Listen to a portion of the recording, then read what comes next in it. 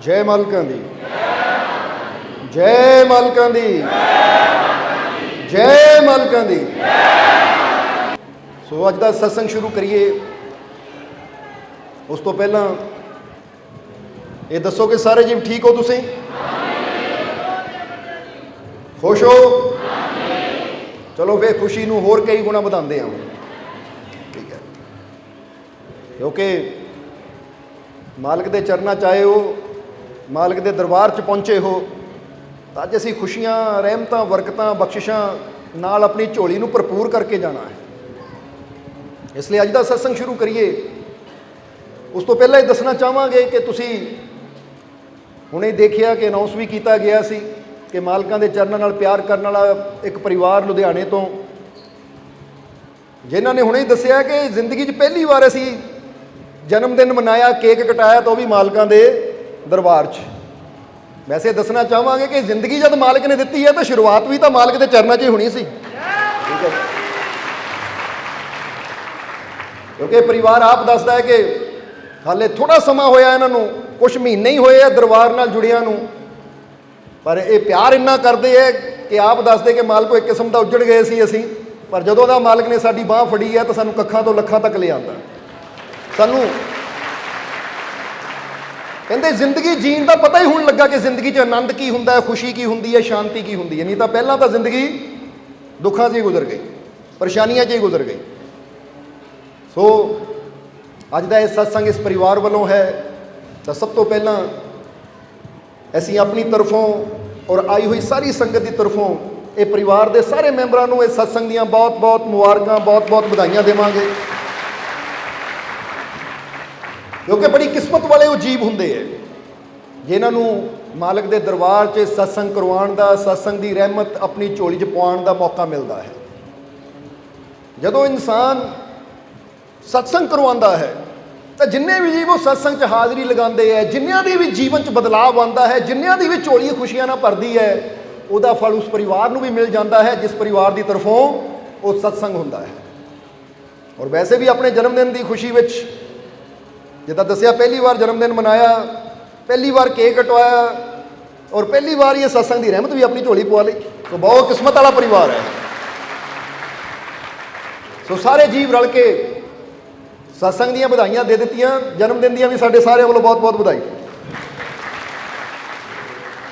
हुण सारे रल के इस परिवार वास्ते उस मालिक दे चरनां च बेनती करिए कि मालिक इस परिवार नूं खुशियां दे नाल, रहमतां दे नाल, बरकतां दे नाल, बख्शिशां दे नाल भरपूर रखण। आने वाला समा इस परिवार वास्ते खुशियां भरिया, कामयाबी, सफलता भरिया होवे। दिन दुगनी रात चौगनी तरक्की मालिक इन्हां नूं देण, कंमकार च बरकतां देण।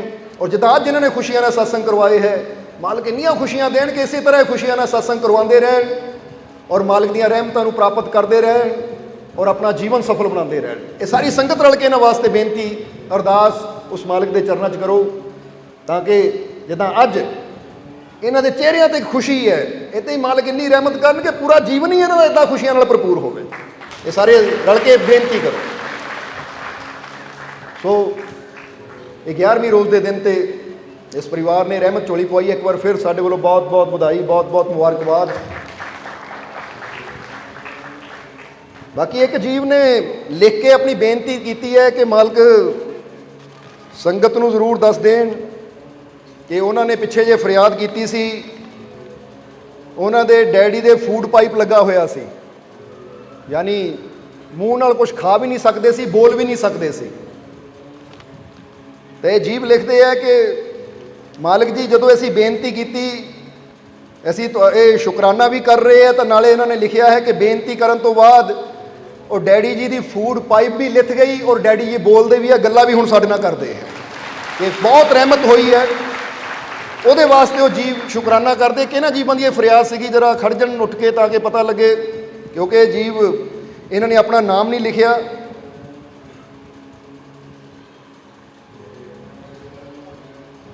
है इत्थे जीव जिन्होंने बेनती लिख के भेजी है। हाँ इधर खड़े है, हाँ देखो नाम भी दस दे बई क्योंकि नाम नहीं इत्थे लिखिया होया। गुरविंदर सिंह इन्होंने बेनती की है कि हुण बहुत मालिक की रहमत है, हुण क्योंकि पहला तो बोल भी नहीं हुंदा सी और समझ लो कि एक किस्म का ਬਸ ਇਸ਼ਾਰੇ ਵੀ ਨਹੀਂ ਕਰਦੇ ਸੀ, ਬੜੀ ਬੁਰੀ ਹਾਲਤ ਸੀ। ਪਰ ਹੁਣ ਮਾਲਕ ਦੀ ਕਿਰਪਾ ਨਾਲ ਕਹਿੰਦੇ ਫੂਡ ਪਾਈਪ ਵੀ ਲਿਥ ਗਈ ਹੈ, ਹੁਣ ਬੋਲਣਾ ਵੀ ਸ਼ੁਰੂ ਕਰ ਦਿੱਤਾ। ਇਹ ਉਹਦੀ ਰਹਿਮਤ ਹੈ ਮਾਲਕ ਦੀ। ਚਲੋ ਇੱਦਾਂ ਹੀ ਮਾਲਕ ਆਉਣ ਵਾਲਾ ਸਮਾਂ ਹੋਰ ਵੀ ਖੁਸ਼ੀਆਂ ਭਰਿਆ ਲਿਆਉਣ ਤੁਹਾਡੇ ਵਾਸਤੇ। ਤੋ ਮਾਲਕ ਦਾ ਆਸ਼ੀਰਵਾਦ ਹਮੇਸ਼ਾ ਤੁਹਾਡੇ ਨਾਲ ਹੈ।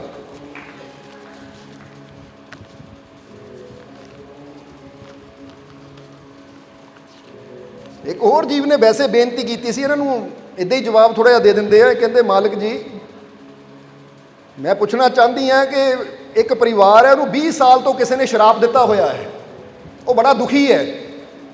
ਅੱਗੇ ਉਹਨਾਂ ਨੇ ਲੰਬੀ ਚੌੜੀ ਫਰਿਆਦ ਲਿਖੀ ਹੈ, ਪਰ ਅਸੀਂ ਇੱਕ ਗੱਲ ਕਹਿਣਾ ਚਾਹਾਂਗੇ 20 ਸਾਲ ਤੋਂ ਕੀ ਹੋ ਰਿਹਾ ਹੈ ਉਹ ਤਾਂ ਹੁਣ ਪਿੱਛੇ ਬਦਲਿਆ ਨਹੀਂ ਜਾ ਸਕਦਾ। ਪਰ ਸ਼ਰਾਪ ਦੀ ਚਿੰਤਾ ਛੱਡ ਦਿਓ, ਹੁਣ ਤੁਸੀਂ ਮਾਲਕ ਦੇ ਚਰਨਾਂ 'ਚ ਆ ਗਏ ਹੋ ਤਾਂ ਅਸੀਂ ਸਭ ਕੁਝ ਠੀਕ ਕਰਾਂਗੇ। ਟੈਨਸ਼ਨਾਂ ਕਿਉਂ ਲੈਂਦੇ ਹੋ? ਕਿਉਂਕਿ ਪਹਿਲੀ ਗੱਲ ਯਾਦ ਰੱਖੋ, ਪੀਰਾਂ ਫਕੀਰਾਂ ਗੁਰੂਆਂ ਰਹਿਬਰਾਂ ਦਾ ਕੰਮ ਨਹੀਂ ਹੈ ਸ਼ਰਾਪ ਦੇਣਾ। ਤਾਂ ਜਿਹੜਾ ਸ਼ਰਾਪ ਦੇਵੇ ਇਹਦਾ ਮਤਲਬ ਉਹਦੇ ਅੰਦਰ ਭਗਵਾਨ ਨਹੀਂ ਸ਼ੈਤਾਨ ਵਸਦਾ ਹੈ, ਕਿਉਂਕਿ ਸ਼ੈਤਾਨ ਹੀ ਦੂਜੇ ਦਾ ਬੁਰਾ ਕਰ ਸਕਦਾ ਹੈ। ਤਾਂ ਜਦੋਂ ਭਗਵਾਨ ਦਾ ਸਾਥ ਮਿਲ ਜਾਂਦਾ ਹੈ ਤਾਂ ਫਿਰ ਸ਼ੈਤਾਨ ਤੋਂ ਕੀ ਡਰਨਾ। ਬਸ ਆਪਣੀ ਸੋਚ 'ਚੋਂ ਇਹ ਡਰ, ਇਹ ਭੈ, ਇਹ ਖੌਫ ਕੱਢ ਦਿਓ ਔਰ ਇਹ ਸੋਚੋ ਕਿ ਹੁਣ ਮਾਲਕ ਦੇ ਚਰਨਾਂ 'ਚ ਆ ਗਏ, ਮਾਲਕ ਦੀ ਰਹਿਮਤ ਮਿਲ ਗਈ ਹੈ, ਹੁਣ ਸਭ ਕੁਝ ਮੇਰਾ ਮਾਲਿਕ ਠੀਕ ਕਰੇਗਾ। ਔਰ ਵੈਸੇ ਵੀ ਅੱਜ ਸਤਸੰਗ 'ਚ ਆਏ ਹੋ ਤਾਂ ਇੱਦਾਂ ਦੀਆਂ ਕਈ ਬੇਨਤੀਆਂ ਸਾਡੇ ਕੋਲ ਆਈਆਂ ਹੈ। ਤਾਂ ਅੱਜ ਕੋਸ਼ਿਸ਼ ਕਰਨੀ ਹੈ ਕਿ ਅੱਜ ਤੁਹਾਨੂੰ ਇੱਕ ਡੋਜ਼ ਦੇਣੀ ਹੈ। ਡੋਜ਼ ਜਿੱਦਾਂ ਡਾਕਟਰ ਦਿੰਦੇ ਹੁੰਦੇ ਨਾ, ਅੱਜ ਤੁਹਾਨੂੰ ਵੀ ਇੱਕ ਡੋਜ਼ ਦੇਣੀ ਹੈ। ਪਤਾ ਕਾਹਦੀ? ਵਿਸ਼ਵਾਸ ਦੀ, ਪ੍ਰੇਮ ਦੀ, ਸਾਹਸ ਦੀ, ਹਿੰਮਤ ਦੀ, ਤਾਂ ਕਿ ਇੱਦਾਂ ਦੀਆਂ ਮਾੜੀਆਂ ਮੋਟੀਆਂ ਚੀਜ਼ਾਂ ਤੋਂ ਤੁਸੀਂ ਕਦੀ ਡਰੋ ਹੀ ਨਾ, ਕਦੀ ਫਿਕਰ ਹੀ ਨਾ ਕਰੋ। ਸੋ ਤਿਆਰ ਹੋ ਫਿਰ ਉਹ ਡੋਜ਼ ਲੈਣ ਨੂੰ। ਜੇ ਤਾਂ ਪੋਲੀਓ ਦੀ ਖੁਰਾਕ ਦਿੱਤੀ ਜਾਂਦੀ ਹੈ ਨਾ, ਅੱਜ ਅਸੀਂ ਵੀ ਉਹ ਮਾਲਕ ਦੀ ਰਹਿਮਤ ਦੀ ਖੁਰਾਕ ਤੁਹਾਡੇ ਮੂੰਹ 'ਚ ਪਾਣੀ ਹੈ। ਸੋ ਤਿਆਰ ਰਹੋ ਹੁਣ। ਯਾਨੀ ਇਹਨੂੰ ਇੱਦਾਂ ਨਹੀਂ, ਇਹ ਇੱਥੇ ਪਾਣੀ ਹੈ। ਕਿਉਂਕਿ ਉਹ ਕਹਿੰਦੇ 2 ਬੂੰਦ ਜ਼ਿੰਦਗੀ ਕੀ, ਸਮਝਦੇ ਹੋ? ਔਰ ਇੱਥੇ ਅਸੀਂ 2 ਚੀਜ਼ਾਂ ਦੀ ਡੋਜ਼ ਦੇਣੀ ਹੈ, ਇੱਕ ਵਿਸ਼ਵਾਸ ਦੀ ਔਰ ਦੂਜੀ ਪ੍ਰੇਮ ਦੀ। ਕਿਉਂਕਿ ਇਹ 2 ਚੀਜ਼ਾਂ ਦੀ ਡੋਜ਼ ਜਦੋਂ ਇਨਸਾਨ ਨੂੰ ਮਿਲ ਜਾਂਦੀ ਹੈ ਨਾ, ਤਾਂ ਫਿਰ ਇਨਸਾਨ ਜਿੱਥੇ ਮਰਜ਼ੀ ਜਾ ਕੇ ਖੜ ਜਾਵੇ, ਉਹਨੂੰ ਕੋਈ ਡਰ, ਕੋਈ ਚਿੰਤਾ, ਕੋਈ ਭੈ ਨਹੀਂ ਰਹਿ ਜਾਂਦਾ। ਕਿਉਂਕਿ ਉਹਨੂੰ ਪਤਾ ਹੈ ਕਿ ਜਦ ਮੇਰੀ ਰੱਖਿਆ ਕਰਨ ਵਾਲਾ ਤੂੰ ਮੇਰਾ ਰਾਖਾ, ਤਾਂ ਫਿਰ ਮੈਂ ਚਿੰਤਾ ਕਿਉਂ ਕਰਾਂ। ਇਸ ਕਰਕੇ ਸਾਰੀਆਂ ਚਿੰਤਾਵਾਂ ਛੱਡ ਕੇ, ਸਾਰੀਆਂ ਟੈਨਸ਼ਨਾਂ ਛੱਡ ਕੇ ਸੋ ਆਓ ਆਪਣੀ ਸੁਰਤੀ ਨੂੰ, ਆਪਣੇ ਧਿਆਨ ਨੂੰ ਹੁਣ ਸਤਸੰਗ ਨਾਲ ਜੋੜੀਏ, ਤਾਂ ਕਿ ਅੱਜ ਦੀਆਂ ਰਹਿਮਤਾਂ ਦਾ ਆਨੰਦ ਲੈ ਕੇ ਆਪਣੇ ਜੀਵਨ ਨੂੰ ਸਫਲ ਬਣਾਈਏ। ਔਰ ਫਿਰ ਇੱਕ ਵਾਰ ਕਹਾਂਗੇ ਕਿ ਸਤਸੰਗ ਸਿਰਫ ਸੁਣਨਾ ਨਹੀਂ ਹੈ। ਕੀ ਕਰਨਾ ਹੈ? ਸਤਸੰਗ ਸਿਰਫ ਸੁਣਨਾ ਨਹੀਂ ਹੈ, ਸੁਣਨਾ ਵੀ ਹੈ, ਸਮਝਣਾ ਵੀ ਹੈ ਔਰ ਇਸ 'ਤੇ ਅਮਲ ਵੀ ਕਰਨਾ ਹੈ। ਫਿਰ ਹੀ ਜ਼ਿੰਦਗੀ ਬਦਲੇਗੀ। ਸੋ ਤਿਆਰ ਹੋ ਫਿਰ? ਪਹਿਲਾਂ ਸੁਣਨਾ, ਫਿਰ ਸਮਝਣਾ ਔਰ ਫਿਰ ਉਸ 'ਤੇ ਅਮਲ ਕਰਨਾ। ਫਿਰ ਤੁਸੀਂ ਦੇਖੋਗੇ ਕਿ ਜੀਵਨ 'ਚ ਕੋਈ ਕਮੀ, ਕੋਈ ਤੋੜ, ਕੋਈ ਘਾਟ ਨਹੀਂ ਰਹੇਗੀ। ਕਿਉਂਕਿ ਜਦੋਂ ਹੋ ਗਏ ਆਪਣੇ ਮਾਲਿਕ ਦੇ, ਤਾਂ ਫਿਰ ਜਿੱਥੇ ਮੇਰਾ ਮਾਲਿਕ ਹੈ ਉੱਥੇ ਸਭ ਕੁਝ ਹੀ ਹੈ, ਫਿਰ ਉੱਥੇ ਕੋਈ ਕਮੀ ਨਹੀਂ ਹੈ। ਸੋ ਤਿਆਰ ਹੋ ਫਿਰ? ਸੋ ਆਓ ਫਿਰ ਹੁਣ ਆਪਣੀ ਸੁਰਤੀ ਮਾਲਿਕ ਨਾਲ ਜੋੜੀਏ ਔਰ ਅੱਜ ਦੇ ਸਤਸੰਗ ਨੂੰ ਪੂਰੀ ਤਰ੍ਹਾਂ ਦਿਲ ਲਾ ਕੇ, ਦਿਲ ਦੀ ਤਾਰ ਨਾਲ ਇੱਦਾਂ ਜੋੜ ਦਈਏ ਆਪਣੇ ਮਾਲਿਕ ਦੇ ਨਾਲ, ਦਿਲ ਦੀ ਤਾਰ ਨੂੰ, ਕਿ ਇਹ ਕੰਨਾਂ ਨਾਲ ਨਹੀਂ, ਦਿਲ ਨਾਲ ਸੁਣਨਾ ਹੈ ਅਸੀਂ। ਮਜ਼ਾ ਫਿਰ ਆਏਗਾ ਜ਼ਿੰਦਗੀ ਦਾ। ਸੋ ਤਿਆਰ ਹੋ ਫਿਰ? ਫਿਰ ਹੱਸ ਕੇ ਦਿਖਾਓ, ਜ਼ਰਾ ਸਮਾਈਲ ਕਰਕੇ ਦਿਖਾਓ, ਕਿਉਂਕਿ ਸਾਨੂੰ ਤੁਹਾਡੇ ਚਿਹਰਿਆਂ 'ਤੇ ਸਮਾਈਲ ਨਜ਼ਰ ਆਉਣੀ ਚਾਹੀਦੀ ਹੈ। ਸਮਝਦੇ ਹੋ ਕਿ ਨਹੀਂ? ਆਹ ਦੇਖੋ ਦਲੀਪ ਤੁਹਾਡੇ ਸਾਹਮਣੇ ਖੜਾ ਹੋ ਜਾ ਜ਼ਰਾ ਉੱਠ ਕੇ। ਡਾਕਟਰਾਂ ਨੇ ਜਵਾਬ ਦੇ ਦਿੱਤਾ ਜੀ, ਹਾਰਟ ਬਾਈਪਾਸ ਸਰਜਰੀ ਹੋਈ ਇਹਦੀ। ਡਾਕਟਰ ਕਹਿੰਦੇ ਬਚਣ ਦੀ ਉਮੀਦ ਹੈ ਨਹੀਂ। ਪਰ ਮਾਲਕਾਂ ਦੇ ਦਰਸ਼ਨ ਕੀਤੇ ਨਾ ਮੋਬਾਈਲ ਤੇ, ਕਹਿੰਦੇ ਮਾਲਕੋ ਦਰਸ਼ਨ ਹੋ ਗਏ, ਹੁਣ ਜੇ ਮੌਤ ਵੀ ਆਉਂਦੀ ਤਾਂ ਵੀ ਕੋਈ ਡਰ ਨਹੀਂ। ਇਹੀ ਫਿਕਰ ਨਾ ਕਰ, ਮਰਨ ਨਹੀਂ ਦਿੰਦੇ ਤੈਨੂੰ। ਹੁਣ ਦਰਸ਼ਨ ਹੋ ਗਏ ਹੈ ਤਾਂ ਮਾਲਕਾਂ ਦਾ ਖੁਸ਼ੀਆਂ ਦਾ ਦਿਨ ਆ ਰਿਹਾ 2 ਅਕਤੂਬਰ। ਕਿਉਂਕਿ ਹਮੇਸ਼ਾ ਪ੍ਰਭਾਤ ਫੇਰੀਆਂ 'ਚ ਸ਼ਬਦ ਗਾਉਂਦਾ ਮਾਈਕ ਤੇ ਨਾਲ ਚੱਲਦਾ ਸੀ। ਇਸ ਵਾਰ ਵੀ ਪ੍ਰਭਾਤ ਫੇਰੀਆਂ ਤੇ ਨਾਲ ਮਾਲਕਾਂ ਦਾ ਗੁਣਗਾਨ ਕਰਨਾ ਤੂੰ। ਕਿੱਥੇ ਡਾਕਟਰਾਂ ਨੇ ਕੁਛ ਕਿਹਾ ਸੀ, ਪਰ ਉਹ ਮਾਲਕ ਦੀ ਰਹਿਮਤ ਨੇ, ਕਿਉਂਕਿ ਜੋ ਉਹਦੀ ਰਹਿਮਤ ਨੇ ਕਰਨਾ ਉਹ ਡਾਕਟਰਾਂ ਦੀ ਦਵਾਈਆਂ ਨਾਲ ਥੋੜ੍ਹੀ ਕਰਨਾ ਹੈ। ਇਸ ਲਈ ਇੱਦਾਂ ਇਨਸਾਨ ਵਿਸ਼ਵਾਸ ਰੱਖੇ ਤਾਂ ਮੁਰਦਿਆਂ ਅੰਦਰ ਵੀ, ਯਾਨੀ ਜਿਹਨੂੰ ਡਾਕਟਰ ਜਵਾਬ ਦਿੰਦੇ ਉਹ ਵੀ ਠੀਕ ਹੋ ਜਾਂਦੇ। ਤਾਂ ਸ਼ਾਬਾਸ਼, ਬਹੁਤ ਖੁਸ਼ੀ ਹੈ ਸਾਨੂੰ ਕਿ ਜੋ ਵਚਨ ਕੀਤਾ ਸੀ ਅੱਜ ਪੂਰਾ ਕਰਤਾ, ਸਾਡੇ ਕੋਲ ਖੜਾ ਹੈ ਤੂੰ। ਠੀਕ ਹੈ? ਸੋ ਆਓ ਫਿਰ ਤਿਆਰ ਹੋ ਹੁਣ। ਇੱਕ ਵਾਰ ਫਿਰ ਹੱਸ ਕੇ ਦਿਖਾਓ, ਫਿਰ ਸਮਾਈਲ ਕਰੋ, ਸਮਾਈਲ, ਔਰ ਪੂਰਾ એનર્ਜੀ ਨਾਲ ਭਰਪੂਰ ਹੋ ਜਾਓ। ਅੰਦਰ ਮਹਿਸੂਸ ਕਰੋ ਕਿ ਮੈਂ એનર્ਜੀ ਨਾਲ, ਮੈਂ એનર્ਜੀ ਨਾਲ, ਮੈਂ એનર્ਜੀ ਨਾਲ, ਮੈਂ ਬਹੁਤ मैं बहुत बस वे खुश ही रहना हुण तुसीं हमेशा, क्योंकि मालिक मिल गए तो खुशियां मिल गई।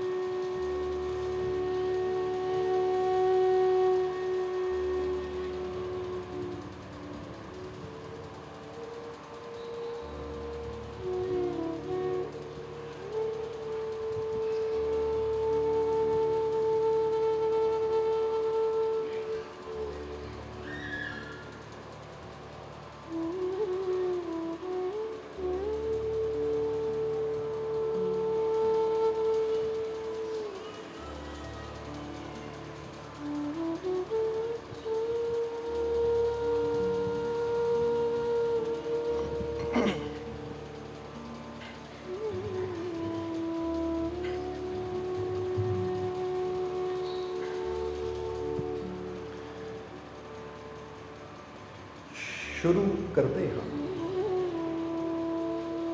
उस दो जहान दे पालनहार का नाम लैके, जो सब ते बहुत ही रहमतां और बख्शिशां करने वाला है। अज 11वीं रोज़ का पवित्र दिन है। सब तो पहला आई हुई सारी संगत नूं अज दे पवित्र 11वीं रोज़ दी बहुत बहुत मुबारकां, बहुत बहुत बधाइयां। अज 11वीं रोज़ के दिन तुसीं मालिक के दरबार ते पहुँचे हो तो बड़े भाग अच्छे होंदे इंसान दे जदों उन्होंने सत्संग दे विच आके बैठन का मौका मिलता है। और अज दे इस सत्संग की शुरुआत ऐसी एक संत तुलसीदास जी का बड़ा प्यारा शब्द है जिस तो असीं अज दे सत्संग की शुरुआत करांगे। जरा समझना इस शब्द को, क्योंकि संत तुलसीदास इस शब्द के अंदर की समझाते हैं, जरा हुण गौर करना। संत तुलसीदास कहते हैं कि क्या भयो बन बन फिरे, क्या भयो बन बन फिरे, जो मन बस आयो नाही। बन कह देंगे जंगल नूं। संत तुलसीदास दसदे है कि की फायदा जंगलों च घूमण दा, की फायदा बन वन विच, यानी जंगलों दे विच कदी इधर जा रहे हैं, कदी उधर जा रहे हाँ, कदी कुछ कर रहे हैं, कदी कुछ कर रहे हैं। क्योंकि देखण जांदा है कि बंदा कदी जंगलों नूं जांदा है आत्मिक शांति वास्ते, परमात्मा की प्राप्ति वास्ते, परमानंद की प्राप्ति वास्ते, तो कदी पहाड़ों नूं चला जाता है, कदी गुफावां नूं चला जाता है। हुण इत्थे संत तुलसीदास इशारा करते हैं कि अगर तेनू परम सुख चाहिए है, परम शांति चाहिए है, परम आनंद चाहिए है, जीवन च तू वो चाहता है, तू चाहता है जो तेनू मिल जावे, अगर तेरी अंदर ये भावना है, ये भाव है, तो फिर तेनू की करना पएगा। वही इत्थे दस रहे हैं संत तुलसीदास कि क्या भयो बन बन फिरे, जो मन बस आयो नाही, गुरु मिले तो बात बनी, तुलसी घट ही माही। हुण संत तुलसीदास ने देखो कितनी प्यारी ऐसी चोट कर दी इंसान के जीवन ते कि अगर इंसान समझ लवे तो इंसान का पूरा जीवन ही बदल जाता है। क्योंकि संतां गुरुआं रहबरां दे जिहड़े शब्द हुंदे आ ना, संतां दे शब्द इदां दी चोट करदे आ, अगर वो चोट इत्थे लग जावे, दिल ते असर कर देवे तो बंदे दी पूरी जिंदगी बदल जाती है। जिद्दां असीं कई बार दसी तां पत्थर ते चोट पैंदी है, जदों मूर्तिकार सैनी हथौड़ा लैके चोट करदा तो पत्थर बदल जाता है, फिर पत्थर नहीं रहिंदा, फिर पत्थर दी की बन जाती है, मूरत। और मूरत दी एक अपनी कीमत हुंदी है, एक अपनी अहमियत हुंदी है। इसी तरह इंसान का जीवन भी एक पत्थर की तरह है। जदों संतां दे शब्दां दी चोट इंसान ते पैंदी है तो फिर ही इंसान दे अंदरले गुणां दा निखार आता है, यानी फिर ही उहदियां कमियां दूर होंदियां और जो उहदे अंदर छुपिया होया परमानंद है, वो परम शक्ति है, वो बाहर आती है। इसलिए इस शब्द के अंदर देखो संत तुलसीदास की चोट कर रहे हैं, यानी की ज्ञान दे रहे हैं। कहते वन वन घूमण का की फायदा, तीर्थां ते जाण का की फायदा जे तेरा मन ही तेरे वस च ना आया, जे तेरा मन ही तेरे कंट्रोल च ना आया, जे मन ही तेरा काबू ना होया। इसलिए गल मन नूं काबू करन दी है, ਸੋ ਸੰਤ ਤੁਲਸੀਦਾਸ ਨੇ ਇਸ਼ਾਰਾ ਕੀਤਾ ਕਿ ਮਨ ਕਿੱਦਾਂ ਕਾਬੂ 'ਚ ਹੁੰਦਾ ਹੈ। ਉਹ ਕਹਿੰਦੇ ਗੁਰੂ ਮਿਲੇ ਤੋਂ ਬਾਤ ਬਣੀ, ਤੁਲਸੀ ਘਟ ਹੀ ਮਾਹੀ। ਕਿ ਜਦੋਂ ਗੁਰੂ ਮਿਲੇ ਤਾਂ ਗੁਰੂ ਦੀ ਸੋਬਤ ਕਰਕੇ, ਗੁਰੂ ਦੀ ਸ਼ਰਨ ਵਿੱਚ ਜਾ ਕੇ, ਗੁਰੂ ਦੀ ਯੁਕਤੀ ਜਦੋਂ ਮੈਂ ਲਈ ਤਾਂ ਫਿਰ ਮੈਨੂੰ ਵਨਾਂ 'ਚ ਜਾਣ ਦੀ ਲੋੜ ਨਹੀਂ ਪਈ, ਫਿਰ ਮੈਨੂੰ ਜੰਗਲਾਂ 'ਚ ਜਾਣ ਦੀ ਲੋੜ ਨਹੀਂ ਪਈ, ਮੈਨੂੰ ਗੁਫਾਵਾਂ 'ਚ ਜਾਣ ਦੀ ਲੋੜ ਨਹੀਂ, ਬਲਕਿ ਮੇਰੀ ਗੱਲ ਬਣ ਗਈ। ਕਿੱਥੇ ਬਣੀ? ਘਟ ਹੀ ਮਾਹੀ, ਅੰਦਰ ਹੀ ਗੱਲ ਬਣ ਗਈ। ਕਿਉਂਕਿ ਗੱਲ ਤਾਂ ਸਾਰੀ ਅੰਦਰ ਚੱਲ ਰਹੀ ਹੈ, ਇਹ ਖੇਡ ਸਾਰੀ ਕਿੱਥੇ ਚੱਲ ਰਹੀ ਹੈ? ਅੰਦਰ ਚੱਲ ਰਹੀ ਹੈ। ਤਾਂ ਹੀ ਤਾਂ ਉਹ ਪ੍ਰਮਾਤਮਾ, ਉਹ ਪ੍ਰਭੂ ਨੇ ਸਾਰਾ ਸੰਸਾਰ ਬਣਾ ਕੇ ਆਪ ਕਿੱਥੇ ਬਹਿ ਗਿਆ? ਇਨਸਾਨ ਦੇ ਦਿਲ 'ਚ। ਜ਼ਰਾ ਸਮਝਣਾ ਇਸ ਚੀਜ਼ ਨੂੰ, ਕਿਉਂਕਿ ਪ੍ਰਮਾਤਮਾ ਨੂੰ ਇਹ ਪਤਾ ਸੀ ਕਿ ਬਾਹਰ ਜਾਣਾ ਇਨਸਾਨ ਵਾਸਤੇ ਬੜਾ ਆਸਾਨ ਹੈ। ਕਿਉਂਕਿ ਜਦ ਵੀ ਬੰਦਾ ਕਿਸੇ ਚੀਜ਼ ਨੂੰ ਲੱਭਦਾ ਨਾ, ਬਾਹਰ ਲੱਭਦਾ ਹੈ। ਜੇ ਪ੍ਰਮਾਤਮਾ ਵੀ ਕਿਤੇ ਚੰਦਰਮੇ ਤੇ ਬੈਠਾ ਹੁੰਦਾ ਤਾਂ ਅਮਰੀਕਾ ਨੇ ਲੱਭ ਲੈਣਾ ਸੀ ਕਿ ਆਹ ਮਿਲ ਗਿਆ ਪ੍ਰਮਾਤਮਾ, ਫਿਰ ਕਬਜ਼ਾ ਕਰ ਲੈਣਾ ਸੀ, ਇਹ ਮੇਰਾ ਹੈ ਕਿਉਂਕਿ ਮੈਂ ਲੱਭਿਆ ਹੈ। ਇੱਦਾਂ ਹੀ ਹੁੰਦੀ ਹੈ ਕਿ ਨਹੀਂ? ਜਿਹੜੀ ਚੀਜ਼ ਬੰਦੇ ਨੂੰ ਲੱਭ ਜਾਵੇ, ਬੰਦਾ ਕਹਿੰਦਾ ਮੇਰੀ ਹੈ। ਹੁਣ ਫਰਜ਼ ਕਰੋ ਤੁਸੀਂ ਤੁਰੇ ਜਾਵੋ, ਰਸਤੇ 'ਚ ਤੁਹਾਨੂੰ ਕੋਈ ਹੀਰਾ ਮਿਲ ਜਾਵੇ ਤਾਂ ਤੁਸੀਂ ਇਹ ਥੋੜੀ ਕਹਿਣਾ ਇਹ ਪੂਰੇ ਨਗਰ ਦਾ ਹੈ, ਪੂਰੇ ਸ਼ਹਿਰ ਦਾ ਹੈ, ਪੂਰੇ ਪਿੰਡ ਦਾ ਹੈ। ਤੁਸੀਂ ਕਹਿਣਾ ਮੇਰਾ, ਮੈਨੂੰ ਮਿਲਿਆ, ਮੇਰਾ। ਇਸ ਲਈ ਜੇ ਪ੍ਰਮਾਤਮਾ ਕਿਤੇ ਬਾਹਰ ਬੈਠਾ ਹੁੰਦਾ ਨਾ ਤਾਂ ਜਿਹਨੂੰ ਮਿਲਣਾ ਸੀ ਉਹਨੇ ਕਬਜ਼ਾ ਕਰ ਲੈਣਾ ਸੀ।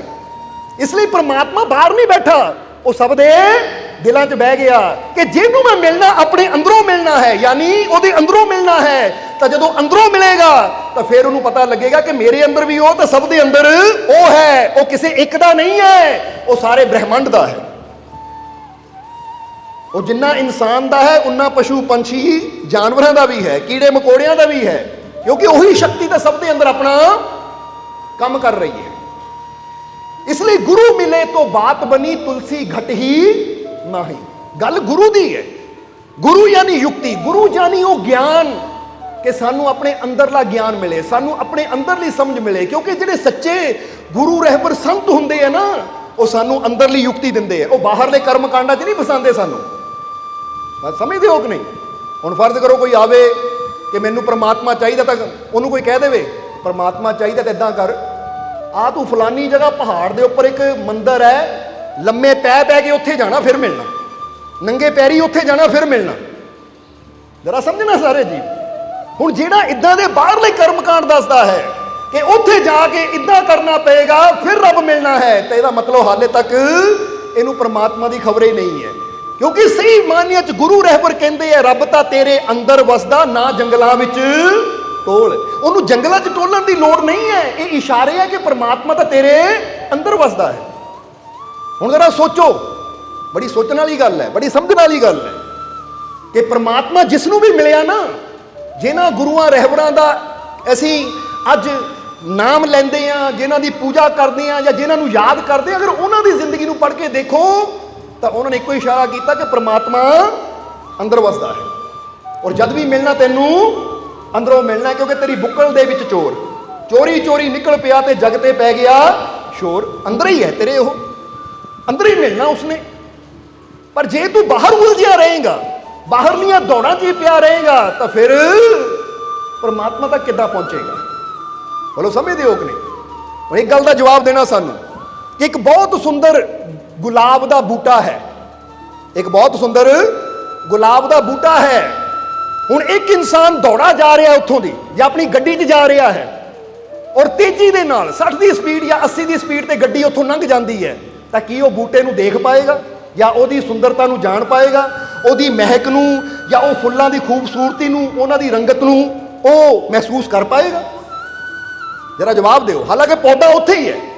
ਹੁਣ ਇੱਕ ਇਨਸਾਨ ਆਂਦਾ ਹੈ, ਉਹ ਤੁਰਿਆ ਜਾ ਰਿਹਾ ਹੈ, ਅਚਾਨਕ ਫੁੱਲ ਦੀ ਸੁੰਦਰਤਾ ਨੂੰ ਦੇਖਦਾ ਹੈ, ਰੁਕ ਜਾਂਦਾ ਹੈ, ਉਹਦੇ ਕੋਲ ਬੈਠਦਾ ਹੈ ਔਰ ਬੈਠ ਕੇ ਉਹਦੀ ਸੁੰਦਰਤਾ ਨੂੰ ਨਿਹਾਰਦਾ ਹੈ। ਫਿਰ ਉਹਨੂੰ ਪਤਾ ਲੱਗਦਾ ਗੁਲਾਬ ਕਿੰਨਾ ਸੁੰਦਰ ਹੈ, ਇਹਦੀ ਮਹਿਕ ਕਿੰਨੀ ਪਿਆਰੀ ਹੈ, ਇਹਦੀ ਰੰਗਤ ਕਿੰਨੀ ਪਿਆਰੀ ਹੈ, ਔਰ ਸੋਚਦਾ ਹੈ ਕਿ ਇਹਨੂੰ ਦੇਖ ਕੇ ਦਿਲ ਖੁਸ਼ ਹੋ ਗਿਆ। ਹੁਣ ਸਮਝਾਣਾ ਕੀ ਚਾਹੁੰਦੇ ਆ ਕਿ ਜਿਸ ਤਰ੍ਹਾਂ ਬਾਹਰ ਇੱਕ ਗੁਲਾਬ ਦਾ ਪੌਦਾ ਹੋਵੇ ਤੇ ਅਸੀਂ ਦੌੜ ਲਗਾ ਰਹੇ ਹਾਂ ਜਾਂ ਤੇਜ਼ੀ ਨਾਲ ਜਾ ਰਹੇ ਹਾਂ, ਅਸੀਂ ਉਹਦਾ ਸਵਾਦ ਨਹੀਂ, ਉਹਦਾ ਆਨੰਦ ਨਹੀਂ ਲੈ ਪਾਉਂਦੇ, ਤਾਂ ਉਹ ਪਰਮਾਤਮਾ ਰੂਪੀ ਫੁੱਲ ਜੋ ਪਰਮ ਸ਼ਕਤੀਸ਼ਾਲੀ ਸਾਡੇ ਅੰਦਰ ਖਿਲਿਆ ਹੋਇਆ ਹੈ, ਉਹਦਾ ਆਨੰਦ ਅਸੀਂ ਕਿੱਦਾਂ ਲੈ ਪਾਵਾਂਗੇ ਜੇ ਅਸੀਂ ਬਾਹਰਲੀਆਂ ਦੌੜਾਂ 'ਚ ਹੀ ਉਲਝੇ ਰਹੇ? ਇਸ ਲਈ ਗੁਰੂ ਰਹਿਬਰ ਕਹਿੰਦੇ ਕਿ ਸ਼ਾਂਤ ਹੋ ਕੇ ਬੈਠ, ਕਿਉਂਕਿ ਇਹੀ ਤਾਂ ਯੁਕਤੀ ਦਿੰਦੇ ਆ ਗੁਰੂ, ਇਹੀ ਤਾਂ ਯੁਕਤੀ ਦਿੰਦੇ ਆ ਸੰਤ ਕਿ ਜਦੋਂ ਤੂੰ ਸ਼ਾਂਤ ਹੋ ਕੇ ਬੈਠੇਗਾ, ਆਪਣੀ ਸੁਰਤੀ ਨੂੰ ਅੰਦਰ ਲਿਜਾਏਗਾ, ਤਾਂ ਫਿਰ ਤੈਨੂੰ ਆਪਣੇ ਅੰਦਰੋਂ ਹੀ ਉਹ ਪਰਮਾਤਮਾ ਰੂਪੀ ਫੁੱਲ ਦਾ ਦਰਸ਼ਨ ਹੋਏਗਾ। ਫਿਰ ਉਹਦੀ ਮਹਿਕ ਦਾ ਵੀ ਆਨੰਦ ਲਏਗਾ, ਉਹਦੀ ਖੂਬਸੂਰਤੀ ਦਾ ਵੀ ਆਨੰਦ ਲਏਗਾ, ਔਰ ਤੇਰਾ ਜੀਵਨ ਵੀ ਖੁਸ਼ੀਆਂ ਦੀ ਮਹਿਕ ਨਾਲ, ਆਨੰਦ ਦੀ ਮਹਿਕ ਨਾਲ ਭਰ ਜਾਏਗਾ। ਇਹ ਯੁਕਤੀ ਸਾਨੂੰ ਗੁਰੂ ਰਹਿਬਰ ਦਿੰਦੇ ਹੈ। ਔਰ ਆਓ ਹੁਣ ਥੋੜਾ ਹੋਰ ਅੱਗੇ ਚੱਲੀਏ, ਕਿਉਂਕਿ ਜਿੱਦਾਂ ਦੱਸਿਆ ਕਿ ਅੱਜ ਤੁਹਾਨੂੰ ਡੋਜ਼ ਦੇਣੀ ਹੈ, ਇੱਕ ਖੁਰਾਕ ਦੇਣੀ ਹੈ। ਕਾਹਦੀ ਖੁਰਾਕ? ਸਾਹਸ ਦੀ, ਵਿਸ਼ਵਾਸ ਦੀ ਔਰ ਪ੍ਰੇਮ ਦੀ। ਸੋ ਤਿਆਰ ਹੋ ਲੈਣ ਨੂੰ। ਹੁਣ ਜ਼ਰਾ ਸਮਝਣਾ ਕਿ ਜਦੋਂ ਗੁਰੂ ਮਿਲਦਾ ਹੈ ਤਾਂ ਗੁਰੂ ਦੇ ਮਿਲਣ ਨਾਲ ਸਾਨੂੰ ਅੰਦਰਲਾ ਗਿਆਨ ਮਿਲਦਾ, ਤਾਂ ਉਹਦੇ ਨਾਲ ਨਾਲ ਸਾਡੇ ਅੰਦਰ ਵਿਸ਼ਵਾਸ ਵੀ ਵੱਧਦਾ ਹੈ, ਕਿਉਂਕਿ ਗੁਰੂ ਦਾ ਕਰਮ ਹੁੰਦਾ ਹੈ ਸਾਡੇ ਅੰਦਰ ਵਿਸ਼ਵਾਸ ਨੂੰ, ਵਿਸ਼ਵਾਸ ਦੇ ਲੈਵਲ ਨੂੰ ਵਧਾ ਦੇਣਾ। ਮੌਲਾਨਾ ਰੂਮੀ ਬਹੁਤ ਬੜੀ ਸ਼ਖਸੀਅਤ ਹੋਏ ਹੈ, ਇੱਕ ਬਹੁਤ ਬੜੇ ਫਕੀਰ ਹੋਏ ਹੈ ਮੌਲਾਨਾ ਰੂਮੀ। ਉਹ ਆਪਣੇ ਇੱਕ ਸ਼ਬਦ 'ਚ ਲਿਖਦੇ ਹੈ, बड़ा प्यारा शब्द है उन्होंने। वो की कहते हैं मौलाना रूमी कि तालीम और इल्म से बड़ा दर्जा यकीन का होता है। तालीम और इल्म से बड़ा दर्जा यकीन का होता है। तालीम से इंसान कामयाब नहीं होता, जब भी उसे कामयाबी मिलती है तो यकीन से मिलती है। ये लाइन सुननी जरा, क्योंकि ये बड़ी गहराई है। संत गुरु रहबर जद भी कोई वचन करते हैं ना फकीर, तो वह वचन नूं समझ के उस ते अमल करके ही असीं उहदा लाभ लै सकते हैं। हुण मौलाना रूमी ने की किया कि तालीम, तालीम कह देंगे एजुकेशन नूं, शिक्षा नूं, और इल्म कह देंगे नॉलेज नूं। समझदे हो कि नहीं? वो कहते तालीम और इल्म से बड़ा दर्जा यकीन, यानी विश्वास, बिलीफ इहदा हुंदा है। इसलिए तुसी कदी गौर करना, अज दुनिया ते जिन्ने भी कामयाब है ना, जिन्ने भी सफल है, अगर उन्हां दे इतिहास विच तुसी नाम देखो तो उन्हां को कोई बड़ियां डिग्रियां नहीं सी, उन्हां को कोई बड़ियां डिग्रियां नहीं सी, कोई एजुकेशन नहीं सी, फिर भी अज जो कामयाब है, सफल है, दुनिया ते जय जयकार हो रही है, क्योंकि उन्हां अंदर की सी? अपने मालिक ते यकीन, विश्वास। हुण जरा सोचो, गुरु रहबर, पीर फकीर, उन्होंने को केड़ी डिग्री सी? श्री गुरु नानक देव जी को कोई डिग्री सी कि बंदा कहता इन्होंने आ तालीम एजुकेशन लई, पर उन्होंने अपने मालिक ते, अपने रब ते पूरा विश्वास सी कि वो कोई परम शक्ति है जो सारे जग नूं चला रही है। फिर उन्होंने जानिया, उन्होंने समझिया, फिर आवाज दी एक ओंकार सतनाम, इको ही है जो सारी सृष्टि का पालक है, सारी सृष्टि का दाता है। हुण जरा समझना, हुण इदां ही असीं हजूर मुहम्मद साहब की गल कर लीए तो उन्हां कोल भी कोई एजुकेशन नहीं सी, कोई स्कूल का सर्टिफिकेट नहीं सी, या असीं होर श्री गुरु रविदास जी की गल कर लीए, या भगत कबीर जी की गल कर लीए, होर बहुत संत फकीर ऐसे होए हैं जिन्हां कोल कोई एजुकेशन नहीं सी, पर उन्होंने अपने विश्वास उस मंजिल नूं पाया कि बड़े बड़े पढ़े लिखे भी, बड़े बड़े एजुकेशन वाले भी उन्हां दे कदमां च आके सिर रखते थे। इसलिए मौलाना रूमी कहते हैं कि तालीम और इल्म से बड़ा दर्जा यकीन का होता है, क्योंकि तालीम और एजुकेशन, यानी तालीम, एजुकेशन और नॉलेज, इल्म, ये तो सब दे कोल हुंदा है। बहुत ऐसे है जिन्हां कोल है, पर कामयाब वो हुंदे हैं जिन्हां दे कोल यकीन हुंदा है, विश्वास हुंदा है। सब्सक्राइब कीजिए सर्व संध्या दरबार कांटिया शरीफ चैनल को और बेल आइकन दबाइए मालिक जी के लेटेस्ट सत्संग की वीडियो को सबसे पहले देखने के लिए।